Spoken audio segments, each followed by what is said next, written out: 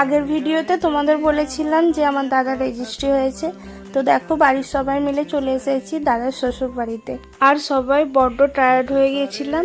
আর এখানে দেখো মাম্পির বড় মা এটা সবাইকে একটু চা দিচ্ছে। আর এখানে দেখো কেক কাটিং হবে, আমরা একটা নিয়ে গেছিলাম আর ওখান থেকে একটা নিয়েছিল।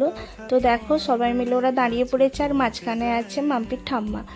আর ঠাম্মাটাকে দেখে আমার নিজের ঠাকুমার কথা খুব মনে পড়ছিল। তো দেখো এখানে ওদের একটু ফ্যামিলি ফটোশ্যুট হচ্ছিল।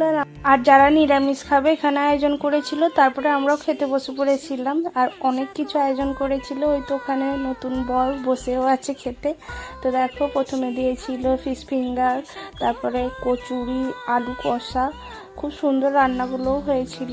আর এখানে হয়েছে পিস পোলাও, তার সাথে ছিল চিকেন কষা, চাটনি, পাঁপড়, মিষ্টি আর আইসক্রিম তো ছিল। আর আমার মেয়ে দেখো কিভাবে আইসক্রিম খাবার জন্য বায়না